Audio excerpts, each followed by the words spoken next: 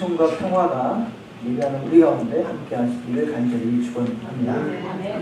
우리 인간이 경험하게 되는 최악의 상황에 무엇이 있을까요? 암 같은 거죠.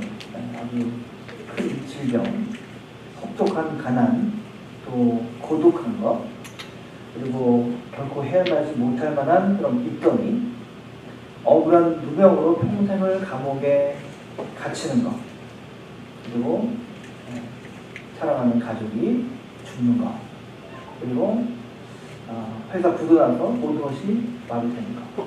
여기에 안 걸리는 사람은 없을 거예요. 다 한둘 또 어떤 분이 많은 것들을 겪으셨을 겁니다. 이민생활 한 3, 40년 겪으신 분들이 많으니까 여러분들 얘기를 나누다 보면은 참 어찌나 그렇게 참 고된 힘든 생활들을 다 하셨는지 예전에는 잘 몰랐어요. 근데 저도 한 20년 넘어보니까 참 고생 많으셨구나. 그런 생각을 많이 하게 됩니다. 책으로 몇 권을 써도 모자라겠구나 그런 생각을 하게 됩니다. 자, 개인의 이런 고난을 확대하면 뭐가 있을까요? 전쟁이 그게 있죠. 전쟁 겪으신 분이 계시잖아요. 그죠? 전쟁 겪으신 분들. 모든 것이 전쟁 때는 마비가 되버리죠. 이성도 윤리도 완전히 마비됩니다. 승자도 패자도 없죠. 제정신으로는 할 수 없는 것도 전쟁에서는 용납이 됩니다. 윤리가 파괴되고 완전히 모든 것이 이성이 마비되기 때문에 그렇죠. 정신을 막 잃고 막 총을 마구 쏘아대야만 내가 죽지 않으니까 막 쏘는 것이죠. 전쟁에 참전하신 분들, 6.25 때 참전하신 분들하고 얘기하기 쉽지 않고, 이라크전이나 이런 거 참전하신 분들하고 얘기하는 적이 있는데, 보면은, 총을 누구를 향해 쏘는 게 아니에요. 그냥 나도 그냥 고개를 파묻고 총을 쏘는 경우가 많고, 그런 경우가 얼마나 있습니까? 참, 전쟁의 참혹함을 겪는 그런 일이 있습니다. 그래서 어쩌면은 우리 인생은 제정신으로는 이해할 수 없는 그런 것들을 보고서 마귀를 소환했는지 모릅니다. 마귀가 아니고서는 이럴 수가 없다. 멀쩡한 사람인데 어느 날 갑자기 살인자가 되어서 법정에 서고 교수형에 처하는 사람을 봤습니다. 멀쩡한 사람이에요. 특별히 나쁜 사람이 아니에요. 그런데 어느 날 갑자기 그렇게 됩니다. 기가 막히죠. 이를 보면서 귀신 들렸다, 또 악마의 유혹에 넘어갔다, 우리는 그렇게 이해할 수밖에 없는 것이죠. 우리 기독교는 그래서 그러한 타락과 저주의 원인에 저 밑바닥에 악이 도사리고 있다, 이렇게 이름 짓고 그 악을 일으키는 장본인의 자리에 사탄 마귀를 우리가 부르는 것입니다. 자, 오늘 말씀 누가복음 4장 1절에서 13절 말씀 보니까 예수님이 시험 당하는 그런 이야기에도 이 사탄 마귀가 등장하고 있습니다. 자, 성경은 왜 이런 것들을 기록을 했을까요? 성경 주석을 보니까 이 이야기는 초기 기독교가 처한 특별한 그런 상황 때문에 형성됐다, 이렇게 설명을 하고 있습니다. 왜 그럴까요? 자, 내가 만났던, 또 우리 부모님이 만났던 그 예수님이 도대체 누군가? 그리고 그 예수님을 따르고 있는, 예수님을 예배하고 있는 우리는 대체 누군가? 하는 질문입니다. 직접 예수님을 만난 적이 없는데 우리가 예배하고 따르고 있는 그 예수님이 누군가? 어떤 분들은 예수님 만났겠죠. 그러나 대부분의 분들, 그 자녀들은, 손주들은 예수님을 만난 적이 없어요. 그냥 얘기만 들었죠. 그런데 우리가 예배하는 것이죠. 또 유대인의 회당에서 크리스찬이라는 이유로 쫓겨났습니다. 단체로. 그리고 로마의 시대에 살고 있지 않습니까? 박해를 받았죠. 그러니까 예수를 믿는다는 이유 때문에 죽임을 당하기도 했습니다. 이런 어려운 가운데서도 여전히 함께 모여서 예배하고 복음을 전하는 것이 무엇이길래 그렇게 목숨만큼, 아니 목숨보다 더 소중한 것인지 묻고 있는 것입니다. 그래서 누군가 묻죠. 예배가 그렇게 소중한 것이냐, 예수가 전해준 그 복음이라는 것이 그렇게 소중한 것이냐, 이렇게 묻는 사람들이 발생하죠. 그렇죠. 예수 믿는다는 이유로 잡혀가고 박해받고 죽는 사람이 생긴 것입니다. 제가 한 30여 년 전에 군대 제대한 다음에 유럽에 배낭여행을 갔어요. 근데 로마에 갔는데 여기 카타콤이 있어요. 로마에 카타콤 가보셨어요? 지하에 땅을 파가지고 지하에 터널을 만들고 그 안에 교회를 만든 것이죠. 그 카타콤에 들어가지고 못 나오는 사람도 있어요. 평생을 그 카타콤 지하 교회에서 머물다가 죽는 사람이 많았습니다. 목숨 걸고 예배하고 예수님을 믿는 그런 일들을 했던 것이죠. 그러니 물을 수밖에 없죠. 누군가는 거기에 대해서 답변을 해야 했습니다. 자, 그런데 우리 잊지 말아야 할 게 하나 있는데, 그 당시 사람들은 성경책을 갖고 있지 않았습니다. 신약 성경이 없어요. 그들이 갖고 있는 것은 우리 부모님의, 우리 할아버지 할머니의 예수님을 만났던 그 기억과 그 증언, 그것이 전부입니다. 그 상태에서 예배 드리고 있는 것이죠. 자, 오늘 본문에는 예수님이 마귀에게 시험을 받으셨다, 이 기록되어 있습니다. 그런데 눈여겨볼 게 있는데 4장 1절의 말씀입니다. 예수께서 성령의 충만함을 입어 요단강에서 돌아오사 광야에서 40일 동안 성령에게 이끌리시며, 이 2절 초반에 이렇게 나왔습니다. 마귀에게 시험을 받으시더라. 좀 이상하지 않으십니까? 자, 마귀에게 시험을 받으려면 정신이 좀 나가 있거나 뭔가 정신 못 차리는 그런 삶을 살아야 되는 거 아닌가, 우리는 그렇게 생각을 합니다. 뭔가 정신이 다른데 팔려 있어서 시험 받기 쉬운 상태가 되어야 마귀에게 시험 받지 않나, 이런 생각을 하게 되죠. 그런데 예수님께서 지금 어떻습니까? 성령 충만함을 입으셨습니다. 그리고 성령께서 이끄셨습니다. 하나님의 영으로 지금 충만한 상태입니다. 절대로 사탄 마귀가 일절 틈타지 않는 그런 상태로 예수님께서 계신 겁니다. 하지만 예수님은 성령이 충만하셨고 또 성령에 이끌으셔서 마귀에게 시험을 받으셨다, 이렇게 기록되어 있습니다. 자, 이 점을 우리는 기억을 해야 됩니다. 성령이 충만할 때 악령도 충만하다는 것입니다. 성령이 충만할 때 악한 영도 충만하다는 것입니다. 우리가 예배드리는 이 공간이 얼마나 성령이 충만한 공간인가, 우리가 눈이 영의 눈이 있으면 볼 텐데, 한편 악한 영도 충만하다는 것이죠. 악한 영은 항상 성령 충만한 곳에 역사하게 되어 있습니다. 무서운 거예요. 무서운 겁니다. 그렇기 때문에 우리가 어떻게 해야 됩니까? 깨어 있어야 됩니다. 그리고 성령이 충만한 그때 내가 뭔가나 된 줄 우쭐대서는 안 된다는 것입니다. 누가 가장 우쭐될 수 있을까요? 목사가. 우쭐될 수 있죠. 내가 뭔가 되는 것처럼 우쭐 수 있는데 그때 조심해야 됩니다. 그래서 사도 바울이 말씀을 하죠. 그런즉 선줄로 생각하는 자는 넘어질까 조심하라. 40일 동안 금식을 하신 예수님 앞에 마귀가 나타나서 이렇게 말을 합니다. 내가 만일 하나님의 아들이어든 이 돌들에게 명하여 떡이 되게 하라. 자, 첫 번째 시험이었죠. 자, 두 번째 시험 어디 있습니까? 마귀는 예수님을 이끌고 올라가서 천하 만국을 다 보여주면서 이 모든 권위와 영광을 내가 너에게 주리라. 이것은 내게 넘겨준 것이므로 내가 원하는 자에게 주노라. 그러므로 네가 만일 나한테 절을 하게 되면 다 네 것이 되리라. 예수님한테 말씀입니다. 자, 세 번째는 어떻습니까? 이제 예루살렘 성전 꼭대기에 예수님을 데리고 가서 거기에 세우고 마귀가 말을 하죠. 내가 만일 하나님의 아들이여든 여기서 뛰어내리라. 자, 마귀는 시편 91편 11절 12절 성경 말씀까지 인용하면서 하나님의 천사를 시켜서 다치지 않게 할 것이다.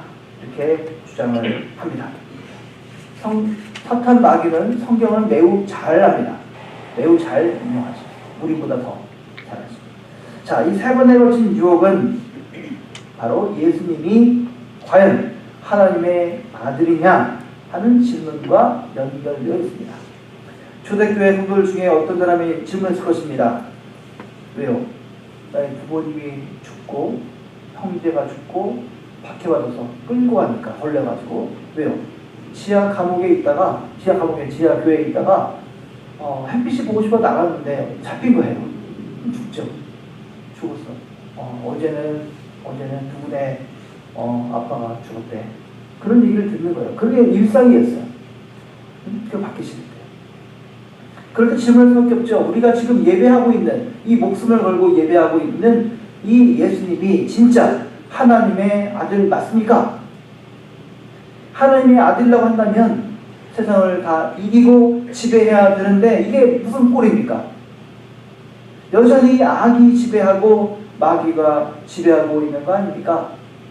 그럴 거면 차라리 우리가 예수님을 예배할 게 아니라 사탄 마귀를 예배하는 게 낫지 않겠습니까? 이런 질문 아닌 질문을 했다는 것입니다. 초기 기독교는 예수님을 하나님의 아들로 믿었죠. 그리고 예배했죠. 그게 바로 기독교의 정체성입니다. 그들은 믿음으로 그렇게 받아들일 수 있었죠. 그런데 주변의 사람들은 그렇지 않았습니다. 그리고 교회 안에서도 믿음이 약한 사람들은 의심하고 또 의심했습니다. 무슨 증거가 있어야 믿을 거 아니냐? 이런 것입니다. 자, 예수님이 하나님의 아들이라는 증거가 무엇입니까? 무엇입니까? 저도 어릴 때 부모님한테 질문했던 겁니다. 대체 하나님 예수님이 보이지도 않는데 성경책만 있는데 그 예수님을 내가 왜 얘기합니까?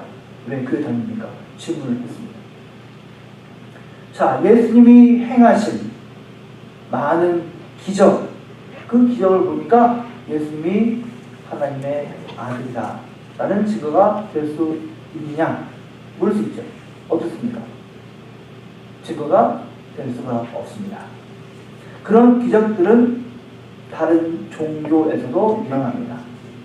교회 안에서 우리 신앙생활 안에서 기적을 보잖아요. 불교에서도 기적이 납니다. 불교에서도 이슬람에서도 납니다. 다른 이단에서도 기적이 많이 일어납니다. 이단 집회에 가서 사람들이 병고치 받아서 걷지 못한 사람이 걷기도 합니다. 그런 기적이 일어나요. 그러니까 기적이 과연 하나님 예수님께서 하나님의 아들이라는 증거가 되냐? 안 된다는 것이죠. 자, 그러면 십자가가 증거냐? 아닙니다. 십자가가 증거 당연히 된다고 우리 믿잖아요. 그런데 예수님 이전에도, 예수님 당시에도, 예수님 이후에도 십자가로 죽은 사람이 얼마나 많은지 모릅니다. 예수님만 십자가 달리신 게 아닙니다. 어느 날은 십자가에 2,000명이 달려 죽었습니다. 어느 날. 어마어마하죠? 한 사람만 달려도. 예수님 옆에 두 사람이 있었잖아요. 근데 어느 날은 2,000명이 달렸어요. 어마어마한 거예요. 얼마나 로마가 무섭습니까? 그 많은 사람이 죽었습니까? 그렇기 때문에 십자가가 예수님이 하나님의 아들이라는 증거가 되느냐? 그렇지 못하다는 것입니다. 자, 이렇게 말씀을 드리면 뭔가 좀 무슨 말이냐? 이렇게 할 수 있죠. 예수님에게 일어난 그 모든 것이 그러면 예수님이 하나님의 아들이라는 증거가 안 되냐? 그 말을 드리는 게 아니죠. 우리 눈에는, 우리 믿는 사람의 눈에는 증거죠. 하지만 교회 바깥에 있는 사람에게는 증거가 되지 못한다는 것입니다. 자, 그러면 부활을 빼면 기독교가 될까요? 자, 부활은 그러면 증거가 됩니까? 네, 물론 그것이 예수님이 메시아라는 사실을 결정적으로 확인해주는 증거가 되죠. 하지만 그것도 역시 교회 바깥에 있는 사람의 눈에는 증거가 되지를 못합니다. 왜 그럴까요? 내 눈앞에서 평소에 걷지 못한 사람이 걸었어요. 그 기적을 보고도 예수님이 하나님의 아들이라는 증거가 안 되는데, 부활은 모든 사람에게 보여진 게 아니에요. 믿는 자 몇 명에게만 보였습니다. 그러니 부활도 마찬가지로 증거가 될 수가 없는 것이죠. 자, 이 초기 기독교는 이러한 영적인 위기에 처해 있습니다. 뭐가 증거냐? 그런데 예수님 당사자에게도 이러한 위기가 있었습니다. 자, 예수님은 자기 자신이 하나님의 아들이라는 그 사실을 어떻게 확신할 수 있을까요? 자, 아예 처음부터 예수님께서 어릴 때부터, 태어날 때부터 나는 하나님의 아들이구나를 확신했을까요? 아닙니다. 아닙니다. 예수님은 겟세마네 동산에서 기도하는 중에 자신이 감당해야 될 그 십자가 처형을 가능한 대로 벗어나게 해달라고 하나님께 기도드렸습니다. 십자가에 처형당하는 순간에 뭐라고 했습니까? 엘리 엘리 라마 사박다니, 나의 하나님 어찌하여 나를 버리십니까? 어찌하여 나를 버리십니까? 하나님을 믿었음에도, 하나님께서 죽음으로부터 부활케 하심을 믿었음에도 불구하고 예수님은 땀방울이 핏방울이 되도록 기도를 하셔야만 했습니다. 자, 돌을 떡으로 만들어 보라는 그 마귀의 첫째 유혹을 매우 한번 기억하시기 바랍니다. 예수님은 이렇게 생각했을지 모릅니다. 내가 만일 하나님의 아들이었든 세상의 굶주림을 일시에 해결할 수 있는 능력이 있어야 되는 거 아닌가? 사람들을 배부르게 하지도 못하는데 무슨 하나님의 아들이 될 자격이 있나? 이런 생각을 했을지 모릅니다. 오늘날 어떤 나라를 할지라도 정치가가 되려는 사람들은 무슨 말을 합니까? 내가 경제를 해결하겠다. 그렇죠? 경제를 얼마나 잘 해결하느냐에 따라서 사람들이 열광하고 실망하고, 그렇죠? 그렇죠? 그것을 호언장담을 하지 않고 내가 대통령 되면 경제 잘 모르겠는데 그 사람들 표를 안 주죠. 절대 주지 않습니다. 자, 예수님이 돌을 떡으로 만들 수 있다면 세상 사람들은 예수님을 하나님의 아들로 그러면 믿을 수 있었을까요? 그게 바로 메시아의 중요한 증거가 될 수 있을까 하는 것입니다. 이런 질문은 지금도 강력한 질문이 됩니다. 오늘 이 세상의 힘이 어디에서 나오는지 한번 생각해 보십시오. 돌로 떡을 만들 수 있다고 주장하는 사람들이 메시아처럼 받아들여지고 있습니다.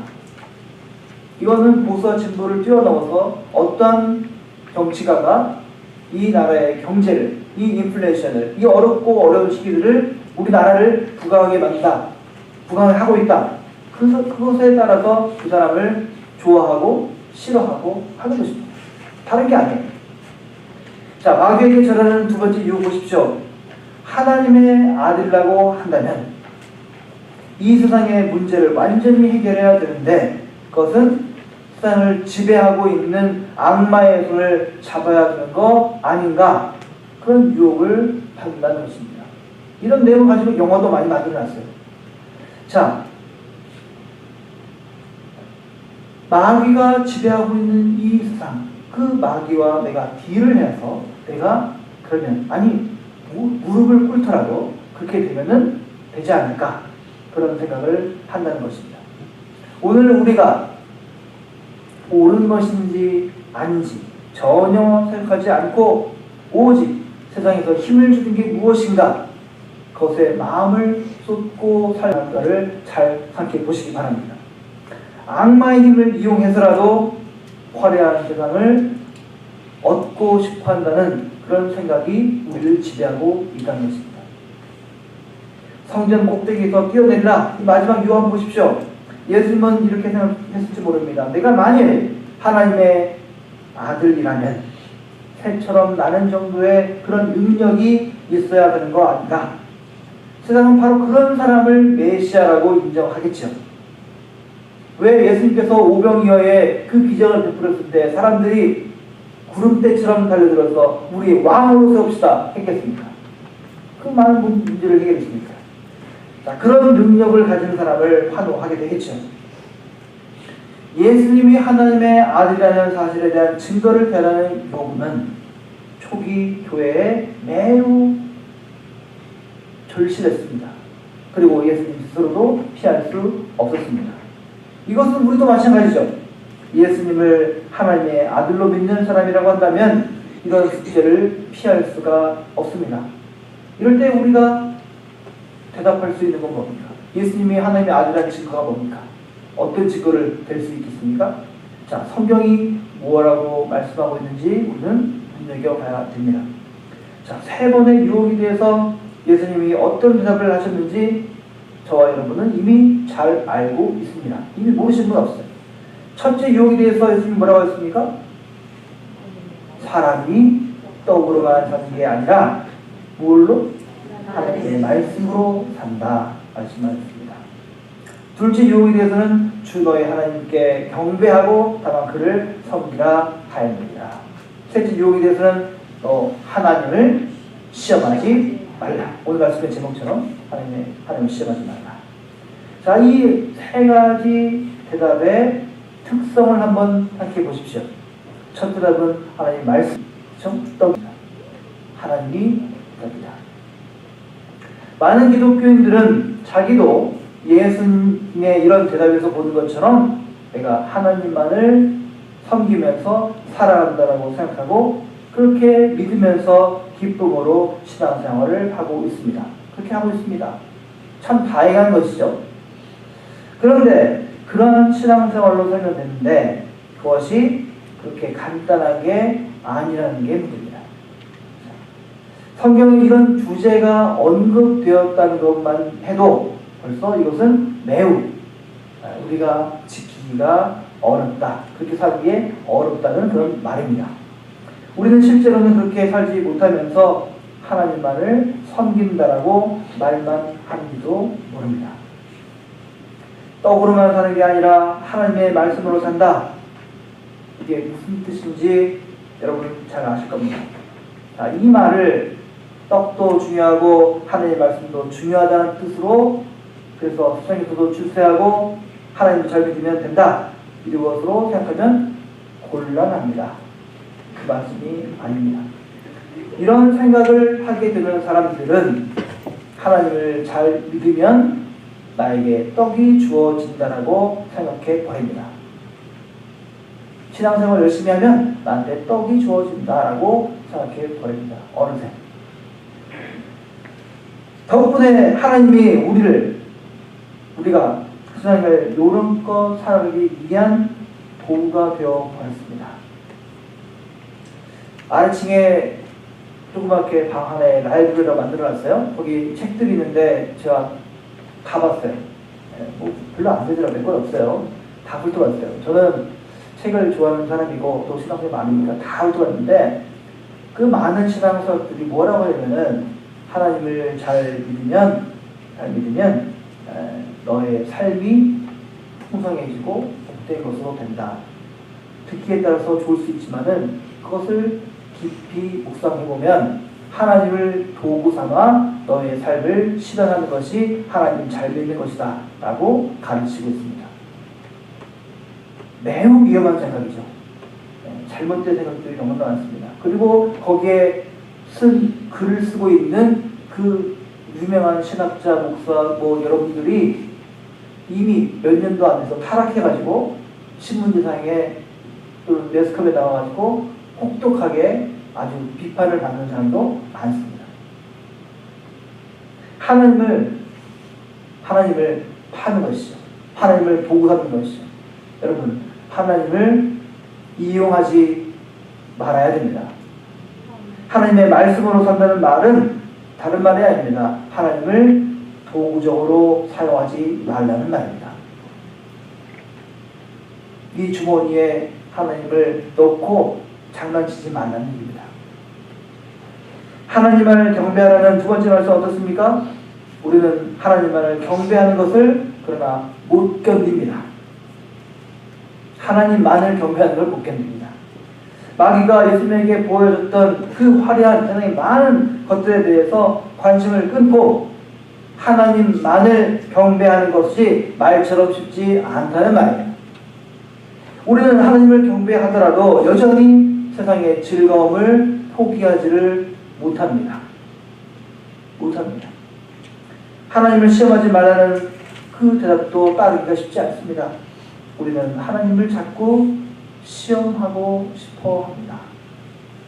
하나님이 살아계신지, 하나님이 창조하신지, 하나님이 나를 계속 붙들고 계신지, 역사의 주인인지 우리는 그 증거를 보여달라고 합니다.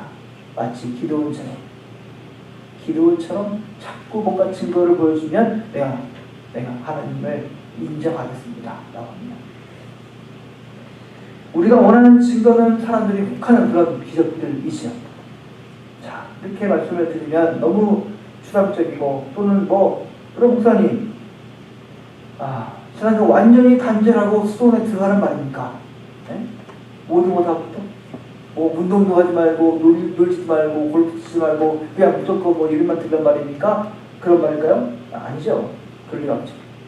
우리는 이 땅에 두 발을 딛고 살아야 됩니다. 인간이 겪어야 될 모든 삶의 과정을 그대로 겪게 되어 있습니다. 오늘 본문이 기록되던 2000년 전에 그 초기의 기독교인들은 역시 우리와 똑같이 이 세상을 부대끼면서 살아갔습니다.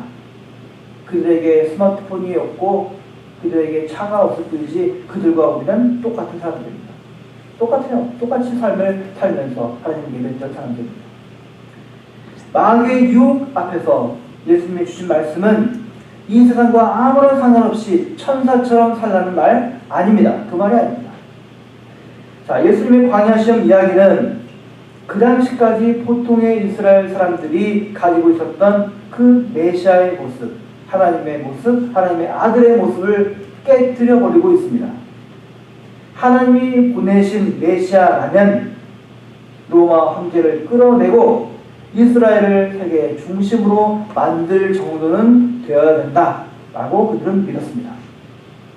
즉 성전 꼭대기에서 뛰어내려도 다치지 않을 만한 하나님의 기적이 있어야 된다라고 그들은 믿었습니다. 즉 예수님이 하나님의 아들이라고 한다면 그 정도의 기적과 성공이 있어야 된다, 그렇게 생각했다는 것입니다. 예수님을 따른 제자들도 그렇습니다. 똑같아요. 그러나 어떻습니까? 그들이 메시아로 하나님의 아들로 믿은 그 예수님은 이 세상의 승리자가 아니었습니다. 이스라엘의 독립운동가도 아니었습니다.